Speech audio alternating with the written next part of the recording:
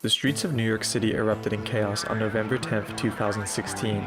In front of the Trump Tower and beyond, rioters were busy protesting Donald Trump's recently announced victory in the US presidential race. Streets filled restlessly with traffic or became closed off entirely. In the most extreme cases, city blocks even transformed into mini battlefields, where supporters clashed with protesters verbally and physically over the sounds of police cars called in to quell the mayhem. And then, somewhere mixed in the cacophony of New York City's streets was peace and quiet. Two young men and a game, chess. With the uproar going on outside, the silence this dim-lit room offered was as serene as it was surprising. One almost wouldn't be able to guess that a crowd of hundreds sat in the dark to watch these two illuminated men bounce wooden pieces across 64 chiaroscuro squares. Their hands seemed to move with inner alacrity and enigmatic purpose that captivated the eyes of not just the silhouetted crowd, but a growing online crowd of millions. Therefore, the conflict going on outside seemed nowhere near the strange importance of the complex and bloody war that these two men were engaging in. Around 600 million people play this ancient game of fictitious war today, and out of those many million, only the top 30 can make a living off of it.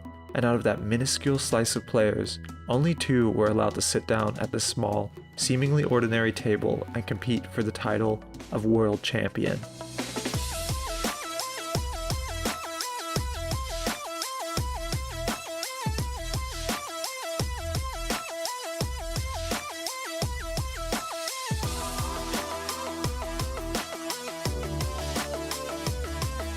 These two men are Magnus Carlsen of Norway and Sergey Karjakin of Russia.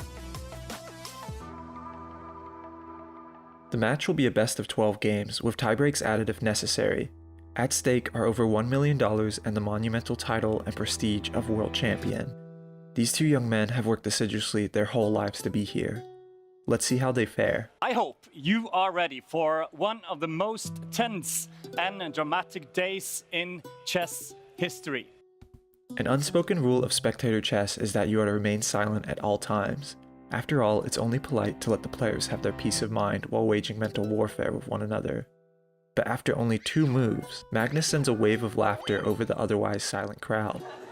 In one of the most important games in his life, he has chosen to open with the competitively uncommon Trumpowski attack. He started out with the Trumpowski, a name that purposefully resonates with the new president-elect. Magnus may be inside this room, but he isn't oblivious of what's going on outside. When these two powerhouses of the game play, more often than not, there ends up being no decisive outcome. Out of the 21 games they have previously played in tournament together, Magnus has all but 4 wins, while Sergey has 1. The other 16 have all been grueling draws. After 42 moves, with only 1 major piece apiece, the two decide to add another draw to the board. The 55th World Championship starts rather undecidedly. While chess has been enjoyed by people for 1.5 millennia, World Championship chess has only been around for 1.5 centuries. The first showdown occurred in New York City in 1866, where the 2 leading players at the time, Wilhelm Steinitz and Johannes Sukkertort, played for the first ever title of World Champion. In this hard-fought match, Steinitz came back from a 1-4 deficit to win the World Championship title 10-5, in perhaps the most thoroughgoing reversal of fortune in the history of World Championship play. It was a dramatic start to the legacy that is World Championship chess, and it highlighted the trend. Over 40% of World Championship matches have witnessed the winner coming back from behind to win it all, and it's in these impressive comebacks that the true brilliance of chess and the ruthless determination of its players can be put on display for the world to see. For example, Juve vs Alekhine in 1935, where after Game 7, Juve was down 1-4 but clawed his way back in a 30-game set to ultimately win the World Championship title 9-8. Another famous example is Fischer vs Spassky in 1972. With Cold War tensions rising, it seemed as if the whole world was watching these two men symbolically compete. Fischer trailed behind early on 0-2, but his grit did not diminish, and after the 21-game marathon match, Fischer found himself up 7-3. This win would make Bobby Fischer the first and only US-born world chess champion, and would be the tiny yet massively monolithic stain to an otherwise flawless Soviet Union control of the world title in the second half of the 20th century. But perhaps the most impressive comeback in all of chess championship history is one that occurs over the span of not 1 championship match, but 2. Welcome to the insanity that is Kasparov vs Karpov. In 1984, these two men were about to play the longest world championship match in chess history, due to one seemingly insignificant fact. Instead of being a best-of format, Kasparov vs Karpov was a first-to format. Whoever scored 6 wins first would be the world champion. Innocent sounding enough.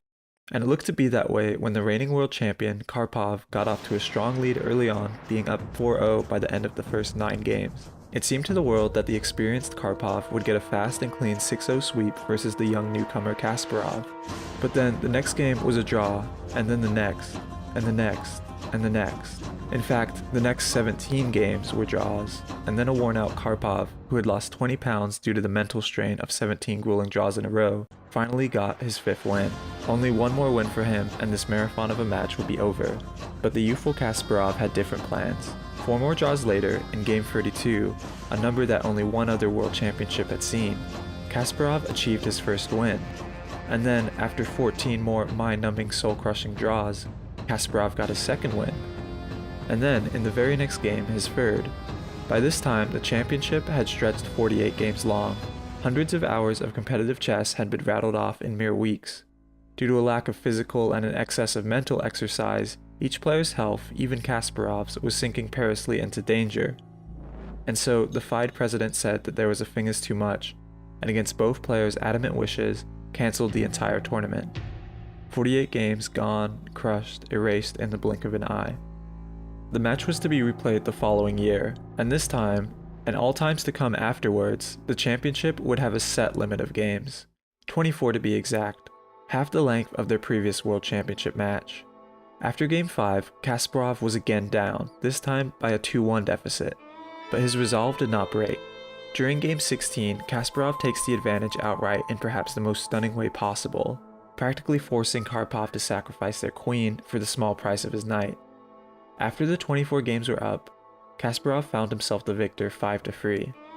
The young 22-year-old had dethroned the 10-year reigning world champion, and it only took a combined and mind-boggling 72 games to achieve. Riots are still going on in Trump's home city as the two sit down to play Game 2. Sergey opens with one of the most popular openings in chess, the Ruy Lopez. Named after the 16th century Spanish bishop Rodrigo Lopez de Segura, this opening line tends to lead to an indecisive outcome rather than a win. It's clear early on that Sergey intends to play safe defense against Magnus. After the opening, the middle game shows completely symmetrical kingside, a telltale sign that a draw is incoming. After a couple more moves, both men agree to draw. While Game 2 can be written off as a rather lackluster draw, Game 3 was anything but. Around 7% of Norway's entire population was staying up to watch their national hero, so when Magnus receives the white pieces for Game 3, he decides to put on a show for his countrymen. Game 3 starts with the classic Ruy Lopez opening, but this one deviates from the norm as a few moves later, Magnus finds his kingside rook in the middle of a barren chessboard. Once Sergey places a target on its back, instead of playing the much more standard move rook back to e1, he goes to e2, blocking his bishop and queen diagonals. Well, it's still, actually rook e2 is a very rare line. It is some small surprise already for Karjakin, I think. And here's the funny thing, Magnus will move it back to e1 on the very next move. So why the e2 intermission? Well, it served no other purpose than to provoke Sergey to play b6.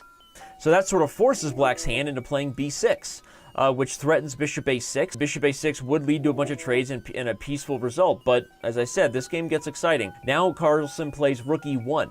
So he just literally played rook e2 to induce b6 and then rook e1. Are you serious, right? But his point is, he believes that b6 is in the long term is a move Black wishes he could have back. Sergey takes the bait, and in the long run, this move, unknown to practically anyone but Magnus, will weaken Sergey's position over time. Later on, looking to put pressure on Magnus to swing the tide of the game, Sergey actually commits his first big mistake. But it was in this moment where Karjakin kind of struggled and decided he needed aggressive counterplay to deal with the fact that he was losing the pawn. Here, if Karjakin played, for example, d5, he's got a very solid pawn structure, but Karjakin played what to my eyes is a very uncharacteristic move for him. And he played c5. This move is now leading to a series of forced moves that end up giving Carlsen an extra pawn advantage. The move makes sense on paper. Sergey has a bishop to Magnus's knight, and usually bishops do better with less pawns on the board, while knights will do better with more. If Magnus takes the pawn, Sergey will simply capture with his bishop, and the position will be more open for his bishop to roam around and stalk potential prey. But Magnus knows this, and doesn't come close to biting.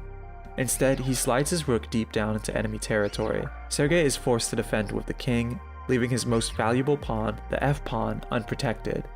Magnus slides his rook back, freeing up his knight to take Sergey's precious pawn. Now Sergey's pawns are all weakly isolated, and he has no choice but to play the prophylactic, suicidal, and yet correct move d3. It's a free pawn on a silver platter for Magnus, and while it does isolate his pawns too, like a shark in the water, he now smells blood. At this point, 6 whole hours have flown by, and time, which has pressured both players to make questionable moves, is dizzyingly slipping away. Sergey takes one of Magnus's pawns he strangely left undefended, but it was just bait for a beautiful trap concocted by Magnus. For the small price of 1 pawn, Magnus will, to the commentator's shock, win Sergey's bishop. The bishop's hanging, and there's gotta be a win here. But afterwards, Magnus finds his pieces congested, and Sergey's king suddenly attacks his rook, his knight, and his pawns simultaneously. Magnus can only save 2 out of the 3, and decides to leave his pawn undefended. It's what Sergey wants. If he can somehow manage to take both of Magnus's pawns, it's a theoretical and quite simple draw. But instead of taking the defenseless pawn right away, Sergey should attack Magnus's knight with his rook. The b-pawn should not be captured, and the f-pawn should not be captured either. That too is poison. He panics though and takes the pawn right away, and now Magnus can capitalize on a once again losing position for black. But right after Sergey's incorrect play, Magnus makes one of his own. Instead of moving his rook to control the board better, Magnus moves his knight to the edge of the board to defend his own pawn. Sergey, now with room to breathe, takes over the back rank with his own rook. There are still winning lines for Magnus, but his very next move, move 72, erases all of them. Instead of putting pressure on Sergey's king with check, Magnus makes the much more human and unfortunately incorrect move of attacking a somewhat useless pawn. Yes, it defends b3, and yes, he ensured that he was going to win the b-pawn, but here's what he missed. After rook to b7, we're not pushing h3. We're playing rook a1 first, exclam. The commentators were pulling their hair out. Somehow, Sergey would survive, and on move 78, both men agreed to a draw. FIDE would go so far as to call it a draw for the ages. Magnus had Sergey locked up, but like a bashful Houdini, he broke free. During this game, Magnus frequented the private room where he would rest his tired face into his palms, looking defeated and lost. Unbeknownst to him, the spectacle was broadcasted live by hidden cameras in the private sector. His home countrymen could see firsthand his dejection as he let the biggest win opportunity he's had so far slip away. Magnus would have the cameras banned and removed the next day. Yeah, I wasn't really aware of that, so... Magnus, the computer says you had quite a few good chances today. Are you afraid of what you're going to find when you go through this game? Yes, absolutely.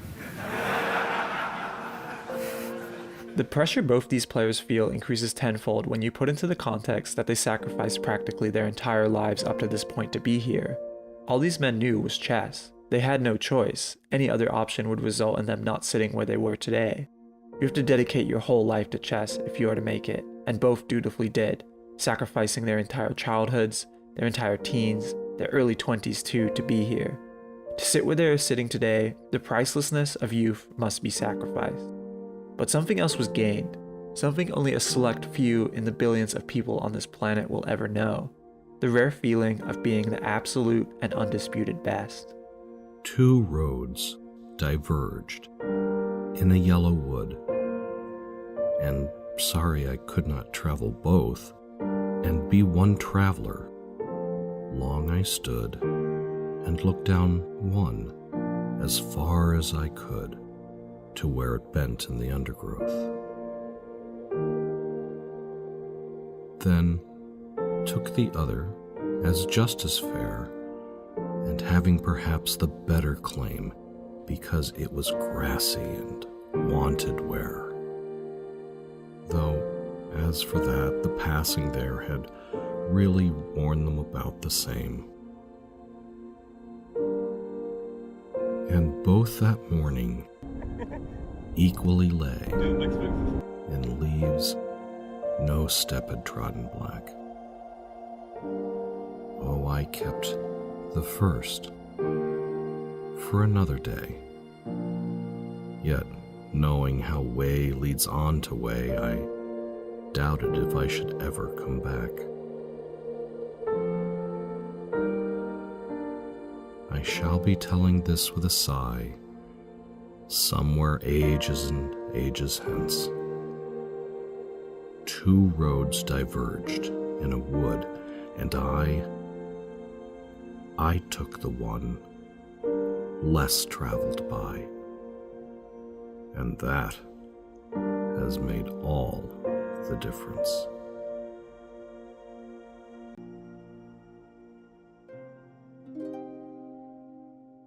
Born in Simferopol, Ukraine, in a tiny free-room apartment cramped with his extended family, Sergey Karjakin started learning chess when he was 5 years old. His dad noticed Sergey watching chess on TV, and he soon bought a chess set out so the two could play together. And Sergey quickly demonstrated an ability so monstrous, methodical, and apparent that later that year, he would be the one playing chess on TV. His father realized he had a prodigy on his hands and decided to walk his young son down a road less traveled. When he was not even a teen, Sergey dropped out of standard schooling to attend a chess school no more than 100 meters away from where he lived. For 9 hours a day, all of Sergey's focus willfully poured into the same 64 black and white squares. Soon, his talents echoed throughout Ukraine, and Alexander Mamat, head of the famed Mamat Chess Club, invited Sergey to study at his school. With its enticing track record, his entire family moved cross-country just so he could attend. Переезжать в Краматорск, конечно, это было очень сложное решение. Это уже было поставлено на то, чтобы переехать, чтобы он уже стал чемпионом мира.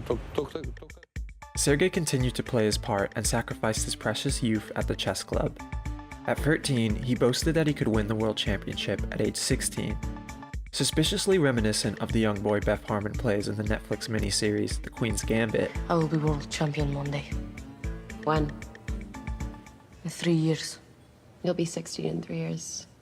There's no doubt that with Sergey's ability, his dream wasn't as far-fetched as it sounded. But unfortunately, fate threw a wrench in his plans. The director of the school suddenly died, and the school indefinitely shut down. Just like that, their family had no choice but to move back to Simferopol and sell whatever they could on the street to make ends meet, as his father's cook wages were not enough to support the entire family. When we came back to Simferopol, I was 13 years old, and starting from 13 to 19 years old, I didn't have any support. Again, just completely nothing. There was no money left over for coaching or training. There were no sponsors. There was nothing. The young boy had nothing but poverty and his chessboard. Game 4 was a 6-hour, 94-move draw. At the beginning, Magnus gained a slight advantage, but 44 moves in, he loses that advantage outright by playing a move he incorrectly considered to be a forced win. Sergey, to Magnus's surprise, counterplayed perfectly with his bishop. All right, Magnus, what's your reaction to this ending in a draw? It's disappointing for sure. But, you know, I'll try again next time. For Game 5, instead of the standard word Lopez, Magnus chooses a very uncommon opening for him, the Italian, hoping to catch Sergey and his team off guard. But if anything, it was Sergey who had the slight advantage after this more flexible and dynamic opening. Karjakin instantly smelt blood. It didn't help Magnus's case that late into the middle game, he blunders on the 41st move. Instead of sliding his rook to start an attack on Sergey's king, he blocked it outright by retreating his own king to g2.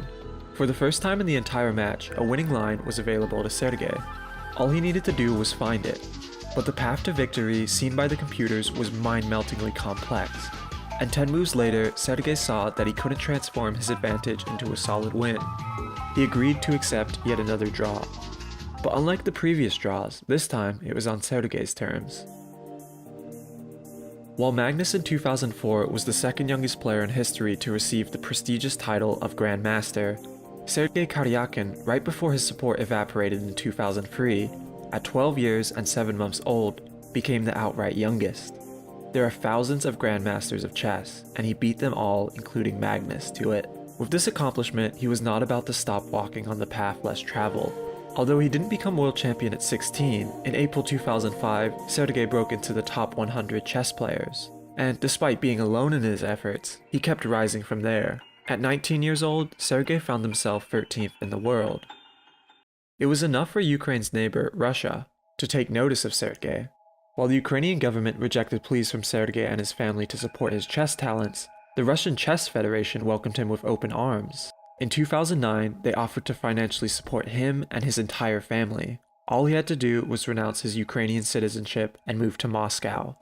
Sergey's life was chess and his family, so it's no surprise that he eagerly agreed. Playing with the Russian flag, Sergey in 2012 outplaced Magnus Carlsen by a whole point to dominate the World Rapid Chess Championship and become, for the first time ever, a world champion. While not as prestigious as the well-known Classical World Championship, it was a huge win for Sergey and Russia. But it wasn't just on the chessboard that Sergey showed his support and admiration for his new home country. In 2014, Russia invaded and annexed the Crimean Peninsula, Sergey's birthplace, from Ukraine, and in doing so would start the ongoing Russo-Ukrainian War. В Российскую Федерацию. Не сомневаюсь в вашей поддержке. Sergey from day one expressed his patriotic support for Russia moving forward. His stances would become so strong that Sergey would later be kicked out of attending half a year of FIDE chess tournaments in 2022, and early on his staunch views were enough to alienate him from many of his old Ukrainian chess friends and coaches, who didn't really know what to say to their once friend.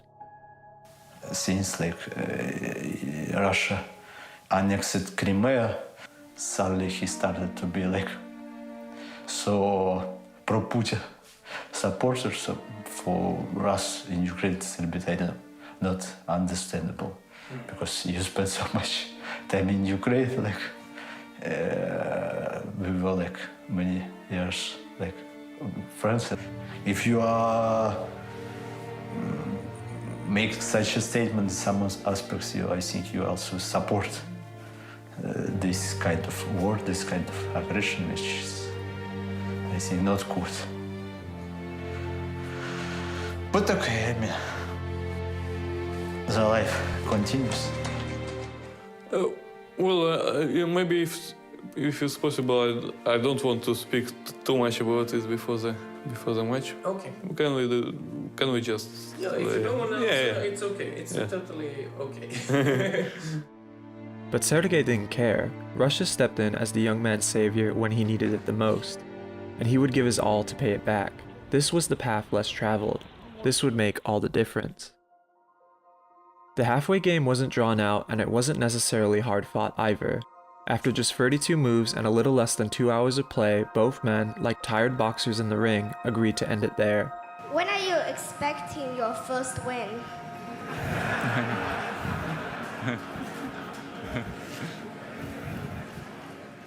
If you only knew. Spectators got to take the evening off, and more importantly, so did the players. It was clear they both needed it, as the Karpov vs. Kasparov World Championship match echoed in the minds of spectators, commentators, and players alike. Russia had, besides the aforementioned Bobby Fischer, flawlessly dominated the second half of the 20th century with classical chess world champions, and Russia saw Sergey as their next chance to continue their dominance. In 2015, Sergey entered the Chess World Cup, a tournament that would allow the winner a spot in next year's Candidates Tournament, the tournament that decides who will face the reigning world champion that year. Even though the field was filled with some of the finest chess players the world had ever seen, Sergey, seeded 11th, won the whole tournament outright, punching his ticket to the Candidates with ease. But the Candidates was a whole different ballpark. Over half of the 8-man field was ranked in the top 10. Sergey, 13th in the world, was the second lowest ranked player that year. But he was about to shock the world again with one of the most monstrous runs in Candidates Tournament history. To start, he would beat the 5-time US champion, Hikaru Nakamura, ranked 3rd out of the 8-man crew. Then he beat the former 5-time world champion, Vishy Anand. Now, the only thing standing in his way for a chance to face Magnus was Fabiano Caruana, the highest ranked player out of the 8-man crew, and the 3rd ranked player in the entire world. Growing up in Brooklyn, he would have been a hometown hero for New York to root for during the World Championships.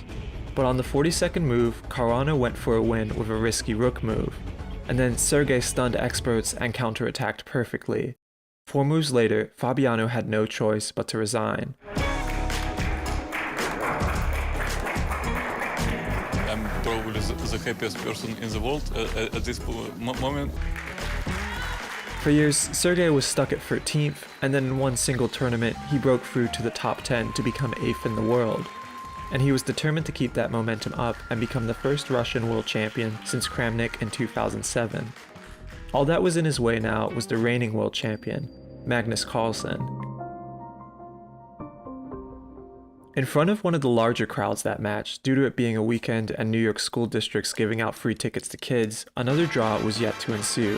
Fabiano, the person who was so close to being in Sergey's spot had he not lost to him, called the draw early on. After 33 moves and 2.5 hours of play, his calculated prediction had come true. Now, the match was about to tie the record for the longest starting string of draws in all of World Chess Championship history.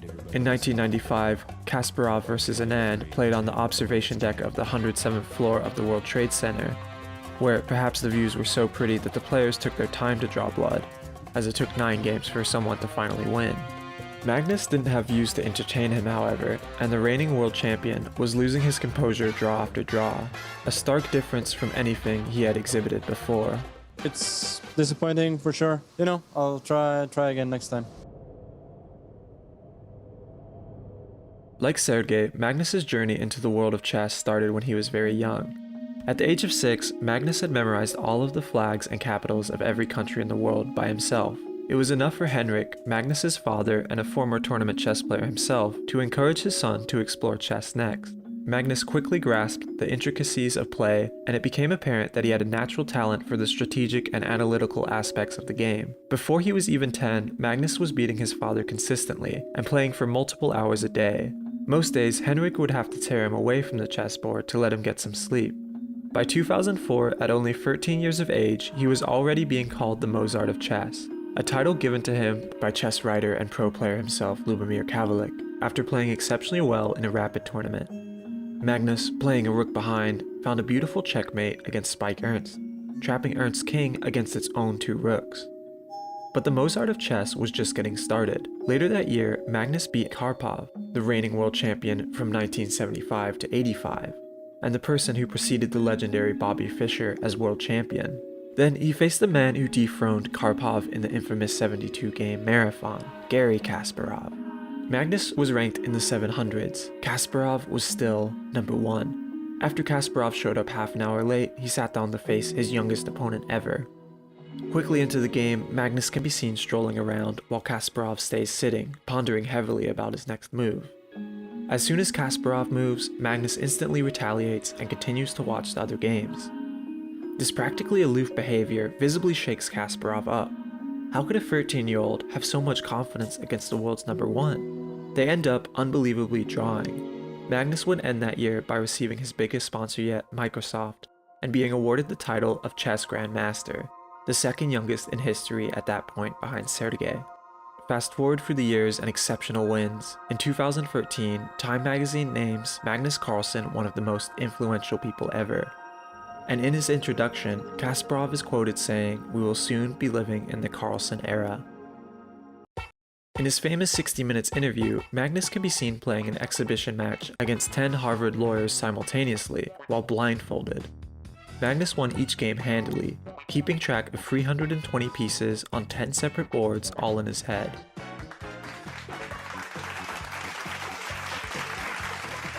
It's the most amazing thing I've ever seen. Do you have any idea how extraordinary this looks to... No, it's one of the amazing things in chess that you don't really need a board. You can just keep it. But it transcends chess. I mean, I just can't fathom what you've just done. It seems like it's supernatural. Magnus chose the path less traveled, and it made him exceptionally and brilliantly different. Then the World Championships came into the picture. Kasparov, who won the world title in 1985 after playing 72 games against Karpov, would end up retaining his world championship title up until the end of the 20th century, before losing it to fellow Russian Vladimir Kramnik in 2000. Kramnik, after a 7-year reign, would then lose his title to Vishy Anand, India's first ever Grandmaster, in 2007. A 5-time champion, Vishy would hold the title up until 2013, when a young 20-something Magnus Carlsen came into the World Championship equation. Commentators during this match exclaimed that although Magnus recently became the world ranked number 1, he had little to no chance of winning. In fact, his quest was similar to climbing Mount Everest with tennis shoes and no oxygen. When it came to championship matches, Fischer was fiendishly gifted. He had beaten higher rated opponents before to retain his title, and when it came to the two's head-to-head record, Fischer had Magnus beat 6-3. This was just another cakewalk for Fischer and End. Or at least it was supposed to be. In the coming weeks, Magnus defeated Fischer in a flawless 3-0 fashion to become the 16th ever World Chess Champion. Fischer came back the next year in the 2014 candidates, just barely outplacing another young 20-something, Sergey Karjakin, for a chance to reclaim his title. But Magnus had gotten even stronger that year, stronger than anyone could have predicted, receiving the highest ELO rating ever in chess history at 2,882. The 16th champion was an unstoppable force, and Fischer simply didn't stand a chance. There were even times when it looked too easy for the defender. Ways to improve along the way. And some of those, that's interesting. Sorry, I was kind of... He's not sleeping. No, he's obviously not sleeping, but... Magnus would win 3-1. Later that year, he would win the Blitz and Rapid World Chess Championships too, and become the first player to hold all 3 World Championship titles at once. Magnus made chess his life's path, and it rewarded him profoundly. But now he was playing his toughest challenger yet, an opponent who had equally dedicated his whole life to chess, but had not seen it rewarded as equally. Sergey Karjakin was hungry to see the roles reversed. After 7 drawn-out and bloodless draws, Magnus decides it's time to strike, no matter the risk. He opened with the Kali-Zukertort system of white, and the advantage between the two players became an oscillating pendulum. All along the way, there were ample draw routes available for Magnus, but every time it was his turn to move, he would take the path less traveled, less studied, and less sure. There's potential for danger here. So Carlsen should probably take notice of this and play one of the 3 moves the engine is actually recommending. Queen e2, knight e2, h3, get rid of this knight. This probably makes the most sense. But Carlsen was ready to be aggressive. He wanted the game to get nuts. He wanted the game to be mixed up so that he could really get his winning chances that he's so long desired. And so he played the move knight to b5. It's amazing that knight to b5 was played at such a high-level match. And it was a risky, delicate, and enigmatic path that could produce a resounding win, but at the cost of being more open to attack than he ever had before. In classical chess, each player for the first 40 moves is assigned 100 minutes of play time, plus an additional 30 seconds after each move is made, coming out to 3 minutes per move. Due to the complex nature of the game, both players were teetering on that 3-minute edge, jostling their pieces for any slight advantage. Time was running out and threatening to take out both players as it slowly slipped its invisible hands around each of their necks. Around the 30 move mark, there were more moves than minutes for each player.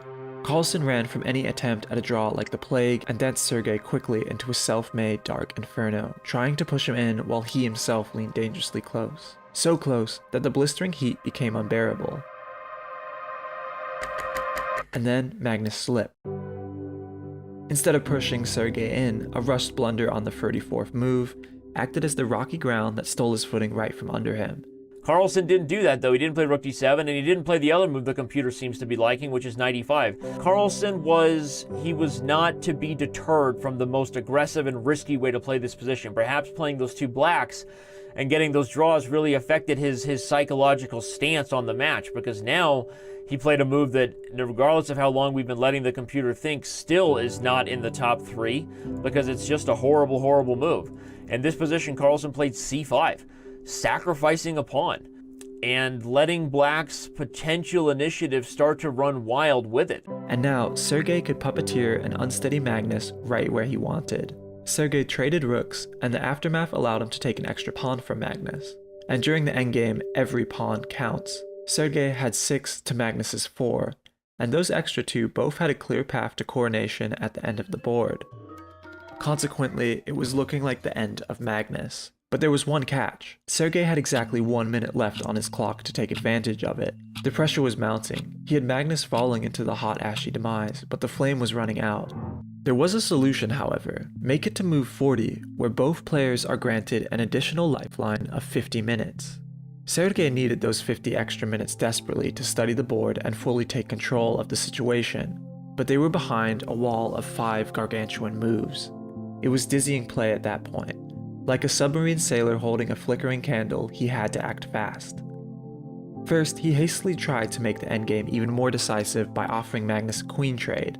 Of course, if Magnus were to accept, Sergey would be rewarded handsomely with a decisive win. But precisely because of that reason, Magnus declines, and he does so in the most ingenious way possible, with a knight sacrifice.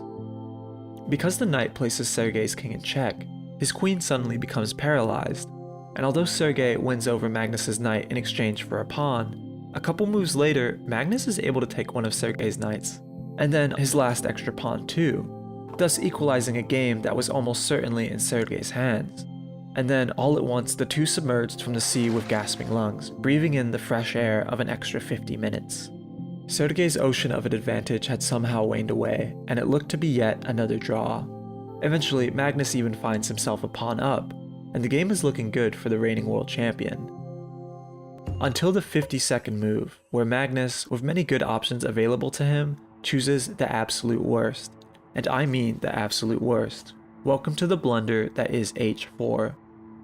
Matches will come with brilliant moves and not so brilliant moves too. It's part of the human condition. Mistakes will always be made. The worst blunder in chess championship history was made in the 1892 World Championship. Chigorin was behind 8 wins to 9 going into the final game, but lucky for him, after playing an aggressive early and middle game, he found himself a piece up with a pretty much guaranteed win ahead of him. You're in a must-win situation. White has an extra piece and should win. But instead of that, Chigorin made an extraordinary blunder. Bishop b4, attacking a rook. I mean, who knows? Maybe he was still playing quick moves. Maybe he didn't realise he'd reached the time control. Anyway, unfortunately, Bishop b4 allows rook takes h2. And here, Chigorin resigned because Steinitz would deliver checkmate. The classic 2 rooks on the 7th checkmate. After a grueling 24-game match, Chigorin narrowly lost 8-10. While not as bad as Chigorin's mistake, still stubborn to play for the win, Magnus makes the overly aggressive pawn to h4 move. This move is suicidal for 2 reasons. First, it slows down the pressure applied to Sergey's a-file pawn, which is creeping closer and closer to the end of the board. To many of us, this position seems recoverable. Just simply take the pawn with your queen. But it's actually not as simple as that, due to the second crucial weakness of h4. Sergey's knight now has access to perhaps the most valuable square of the board at the moment, g4. This move will put Magnus's king in a terrifying check, because after moving his king out of danger, Sergey can mobilize his own queen into the attack, applying an insane amount of pressure. Any line from this point onwards results in Magnus having to sacrifice his own queen, or finding himself checkmated outright. Therefore, h4, a seemingly innocuous pawn move, has sealed Magnus's fate. He won't play another move that game, but it doesn't stop him from spending 1 minute and 48 seconds desperately looking for a way to undo what is already sealed in the 64 squares before him. He has devoted his whole life up to this point protecting a wooden king no bigger than his thumb. He had worked his way up year after year to become the person with the most protected king of all time. And now, there was nothing. There was no way forward. The board presented a stubborn Sisyphus boulder that would never succumb to Magnus's will, no matter how hard he pushed. Magnus has no choice but to resign, and in that moment, he becomes the most dejected human being on the entire planet. If it weren't for his father, based on eyewitness accounts, behind the thick pane of mirrored soundproof glass sat a shivering Henrik Carlsen, looking onward at his hopeless son, soul-crushed knowing there was nothing he could do to help. His father had been to practically every one of his son's tournaments, even taking a year off to travel with his teenage son so he could play the world's best. Magnus says he wouldn't be able to tolerate this life if it weren't for his father, who's always there for him. When you travel with Magnus, what's your role? I'm a servant. But even now, after all his son had accomplished, he still became paralyzed, mentally imploding at the thought of not being able to help his own son when help was needed the most. For the first time in Magnus's World Championship history, he is trailing behind. Before players make it to the official press conference, reporters from other news outlets have an opportunity to stop players and ask questions. Usually both players would give quick responses and be on their way to the press room. But on this occasion, Magnus didn't say a word, while Sergey happily answered questions about how it was like to win his first game of the match against the world champion. The result was Magnus showed up early to the press room, before the host speaker even showed up. Both players are required by contract to attend post-game press conferences. If a player were to forego a post-game press conference, a hefty 10% of the $1.1 million prize pool would be forfeited. This would result in a loss that would be over what most of the best professional chess players make in a year. Magnus, exhausted and dejected and alone, camera clicks by the hundreds, decided to go with the wind and not give a damn. That press conference would only feature Sergey, who with his win of Game 8 simply needed to tie 4 more times with Magnus to become the world champion. Wilhelm Steinitz, the player who came back from a 1-4 deficit to win the first ever World Chess Championship, lived peacefully as he reigned champion for the next 8 years. But like all kingdoms, Steinitz's reign would inevitably crumble. In 1894, he would lose his title 5-10 to Emanuel Lasker, who was 32 years his junior. Steinitz spent the next 3 years in preparation to win his title back, but when the rematch happened in 1897, Lasker destroyed him even more thoroughly at 2-10. After such a crushing loss, Steinitz's whole psyche just cracked. Shortly after, he became institutionalized in Moscow for 40 days, ranting to his fellow inmates about the wonders of chess. When none of them wanted to talk or play chess anymore, he took to an unplugged telephone and claimed he was calling God to play chess with him instead. 3 years later, he died. The first world titan of chess was left broken after losing the very title that made him one. And then there's Bobby Fischer, the high school dropout from Brooklyn who had symbolically challenged and brought down the unstoppable Soviet Union to become the world's 11th chess champion. When he returned home, he gave no speeches and signed no autographs. He turned down millions of dollars in sponsorship offers and locked himself away from the public eye, living as a recluse. Fischer would hardly play competitive chess again, and his health, physical and mental, was slowly deteriorating. Soon, the old Fischer was hardly recognizable. He went on frequent anti-Semitic and anti-American rants. This is all wonderful news. It's time for the U.S. to get their heads kicked in. It's time to finish off the U.S. once and for all. This just shows you that what goes around comes around, even for the United States. America's chess hero had fallen. This was not an arrest. This was a kidnapping. It was all cooked up. Do you ever think about that? Yes, I do. You know, when I was watching the recent film about Bobby Fischer, I was thinking, you know, is this going to be me in a few years? I don't think that's going to happen, but you know, it made me think a little bit that, you know, I have to be aware of this. 4 years before Fischer's death in 2008, a 13-year-old Magnus became the youngest competitor to participate in a FIDE World Chess Championship. Magnus, with Henrik lovingly by his side, flew down to Libya for a chance to face the #1 player Garry Kasparov for his title, but he didn't even get close to facing the world's #1. Because in the early rounds, he lost to Levon Aronian. That loss made the young Magnus's whole world fall apart. Now that boy was back 12 years later, dejected and fearful. He sat alone in his hotel room, knowing that he was the best, but he only had 4 minuscule games to prove it.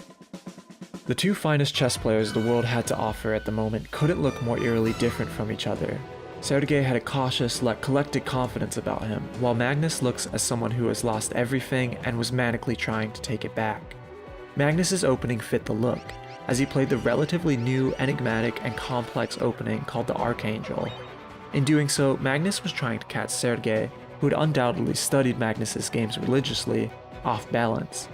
But Sergey was prepared, and without missing a beat, counterattacked all of Magnus's advantages. Soon it was Magnus who was caught off guard, and on move 23 he sat there idly, digging into his precious time. In this situation, when Carlsen played the move knight to e7, was this another blunder? Yes. Could it cost him the game? Yes. After that, Sergey's confidence increased, and he found himself slightly holding the advantage for the next handful of moves. He even took on the offensive role, taking a pawn for his bishop, and soon the chess engines located the possible path to victory for Sergey. But it was outrageously complicated, too much so for Sergey to see it. While the wind simply dissolved away from the imaginary battlefield, Sergey's smile did not. Game 9 would be another draw, and now he had just 3 more to go. Game 10 would happen on Thanksgiving Day. The crowd was bustling as spectators poured in to see if Magnus, now the underdog, could bring it back. Magnus has been down before, and it's precisely that reason why he's the best. He will always, no matter what, get back up.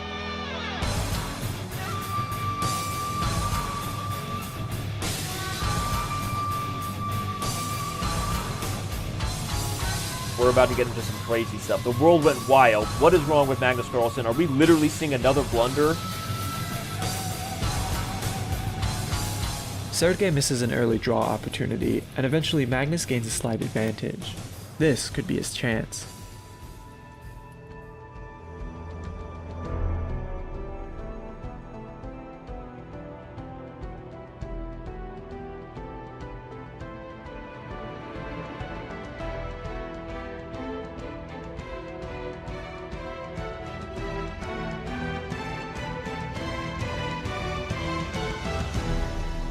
On the 56th move, Sergey cracked. Trying to gain the advantage back, he slivered his rook deep into enemy territory, but it's exactly what Magnus wanted. Like a shark smelling blood, he knew there was a winning position on the other side. He just had to find it.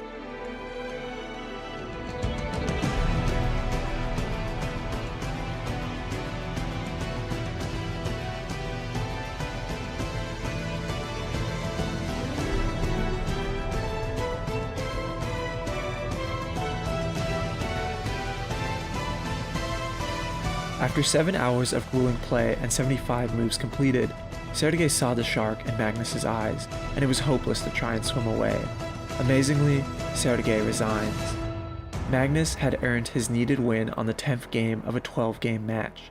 It was chess's version of a borderline photo finish, as now, in Magnus's words, the two men were fighting on equal terms.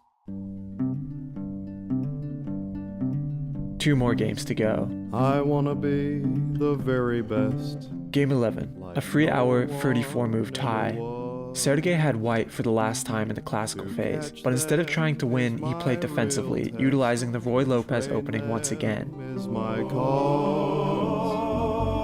Game 12. Shockingly, there was practically no audience for the last classical game of the match, as the organizers decided at the last minute to raise the price of attending Game 12 astronomically high, into the hundreds of dollars. I'm not a criminal. Therefore, the last match was a ghost town, and Magnus and Sergey were sitting alone in the main room, waiting to attack. And bam, just like that, an explosive 35-minute period passes.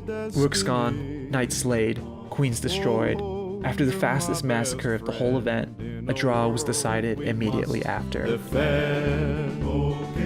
It was time for the football shootout-esque rapid category. 4 games, 25 minutes aside each, plus an additional 10 seconds per move. If all of these 4 games resulted in another draw, Blitz is next, where each player only gets 5 minutes with an extra 3 seconds added per move. If players are still tied after 10 Blitz games, there's one end-all be-all category. Never before played in a world championship, if somehow both competitors are still tied after 26 games of chess, the controversial Armageddon was designed to ensure a winner by the end of play. Whether you or your opponent get white or black is a 50-50, completely luck-based. Usually this wouldn't be a problem because almost always there is another game played after where you switch colors with your opponent, but with the Armageddon, it's just one game. It's essentially a blitz game, except whoever is the winner of white gets an additional minute of playtime. But the catch is, white needs to win. A draw in Armageddon entails black taking the game, and in turn the whole match. It's an all-or-nothing format that both players would love to avoid. As well as being Magnus Carlsen's birthday, November 30th would be the start of the tie-breaking phase. 4 rapid games would be played back to back to back to back. More games, less time, a recipe for blunders, creativity, and the unexpected. When you don't have the time to rely on your mind, the moves become expressive in a way calculated classical chess can hardly imagine. Moves would come down to instinct and experience alone. When it came down to it, this wasn't a battle between 2 great minds anymore. It was a battle between 2 fervent hearts, put on display, palpitating for the whole world to see. You think that rapid is a good way to decide who's the best player? Well, I mean, I think you have to have someone who wins. You have to have a way to break a tie. 12 games is a lot of games, so you have a chance to prove that you're better. If you cannot prove, okay, you either play forever or okay, you just speed things up. Game 1 turns out to be a 37-move, 55-minute draw. Actually, And very there's a simple draw. too. The first game Yeah. of the tiebreak ends in a draw. On to the next. Magnus opened strong, catching Sergey off guard. Unsure how to counterattack, the Russian ate up most of his precious 25 minutes early on. And his moves, although great, were not enough to match Magnus's. Soon, wins became available to the world champion.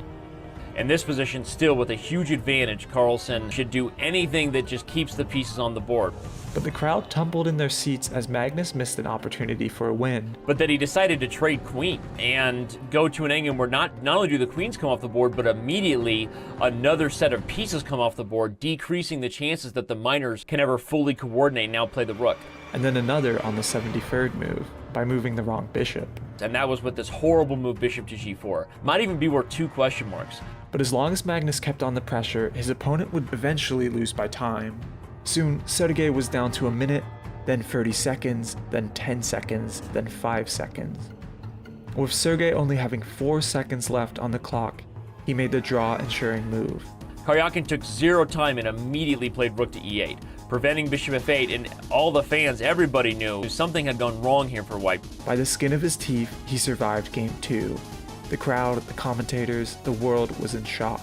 Magnus had the advantage open in the palm of his hands, and he let it fly away. The most difficult thing for Magnus in this match that he knows exactly how tough Sergey is. So the tension is really growing, and maybe this is what he needs, all this tension and being a little bit scared in a positive way, so he will be able to give his best. Judith Polgar, the main commentator of the tiebreaks, at her peak was ranked 8th in the world. Many male chess players didn't think a female could even make top 100, let alone top 10. The elite chess players at the time weren't convinced of Judith's abilities. World champion Garry Kasparov had gone on record saying that Judith is a trained dog. She has fantastic chess talent, but is after all a woman. No woman can sustain a prolonged battle. She will never be a great Grandmaster. Instead of letting those words get into her head though, she let them in as fuel. When she found herself sitting beside Kasparov at a rapid tournament, this was her chance not only to bend his perception, but the ubiquitous collective perception of women in chess.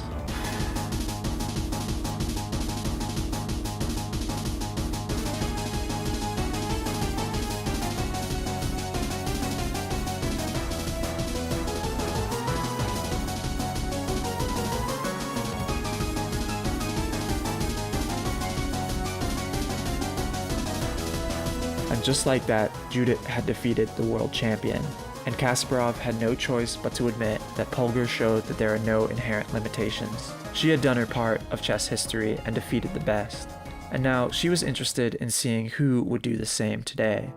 Sergey, perhaps trying to take the advantage of his opponent's dejection from the previous game, opens in an uncharacteristically offensive manner. But instead of dejection, Magnus responded with surprising confidence. There was something new in his demeanor, something that said not only I can do this, but I will do this. 1.5 minutes on the clock for Sergey Karjakin. I have a feeling that Magnus will win this. Karjakin.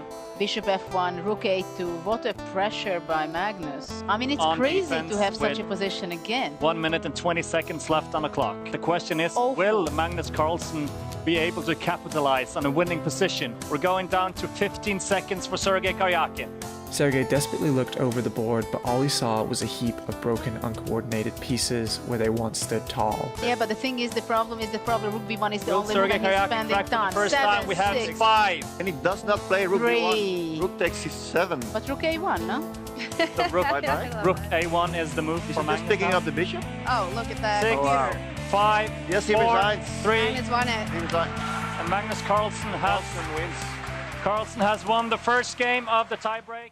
And that brings us to the final game of the championship. One would expect Magnus to go on the defensive for Game 4, but shockingly, his play is just as attack-oriented as Sergey's. Both players are looking for a win here, as a draw is simply unacceptable at this point. But while Sergey is forced to look for a win, Magnus goes for the win none other than to prove a point, that he is chess's greatest player alive. But it's going to be tough. During the middle game, Sergey catches a break. He finds his rook and queen threatening Magnus's practically defenseless king. All the pieces that usually would defend it are eyeing an attack of their own. And soon Sergey, if Magnus plays incorrectly, has a mate in 1. But Magnus sees this. He's seen it the whole time. And for 29 seconds, Magnus ponders on how to retaliate. and the result of this pondering delivers one of chess's greatest moves ever. In 1965, a 13-year-old Bobby Fischer had made headlines around the world for a game he played in New York's West Village. In this game, Fischer, playing his black, stunningly sacrificed his queen early in the game on the 17th move. His opponent, Donald Byrne, one of the country's best players, accepted the queen sacrifice, thinking it a blunder by the younger opponent. It turns out that it was one of the greatest moves chess had ever witnessed. Fischer, move after move, trapped Byrne's king and took material all along the way in one of the greatest multi-move thought-out strategies ever, in what would be crowned the game of the century. Perhaps provoking the new game of the century, Magnus moves his unprotected queen right in front of Sergey's king. Whoa! What a way to finish off a world championship. Amazing combination by Magnus. He couldn't capitalize. Scintillating. He couldn't capitalize on winning on 3 occasions during the match, but Magnus Carlsen bounced back, and after winning the 3rd and the 4th game of the tiebreak. When two of the finest chess players in the world face off, every now and then spectators get to witness, just for a glimpse, the secret and mysteriously alluring garden of chess. This legendary and timeless queen sacrifice is proof that, in the computer-dominated world, human ingenuity and creativity will always triumph. Magnus, with a move so sublime that it would ripple the chess world and perhaps create the spark that would light the chess renaissance to come, proved in an unfathomable fashion that he was worthy of the title of World Chess Champion. Magnus seized the moment, the championship, and the breathtakingly beautiful creativity of chess itself. Ladies and gentlemen, thank you very much for your support. I want to thank everybody. It was actually a very nice atmosphere during the match. I was happy to come here after the games every day to express my feelings, and thank you for your support, for your applause, and still it was fun, and I tried. But now I want to get home, as my wife told me that our son he started to make his steps. So I want to see. He held his head up high in the face of defeat, and it paid off. Only a month later, he would become the World Blitz Chess Champion, outplacing Magnus in the final round with a brilliant sacrifice of his own. And his young son, who had just learned to walk, would now be able to call his dad a multi-world champion. Magnus also had some words on fatherhood, but this time they were for his own father. Thank you all again for coming. I would like to thank my opponent again for a very good fight. I would like to thank the fans, my own sponsors, my chess team, my family, my mother and my sisters who came here for a long time just to support me. I think that's why they came anyway, not because it's New York City and they wanted to shop. But and last but not least, my father. He's really the best support I have. He's the best person I know, and he always sacrifices his time and energy for me to be able to perform in the best way I can, and he has done so for well since I started to play, and I'm eternally grateful to him, even during difficult times. So thank you very much. You mean all to me.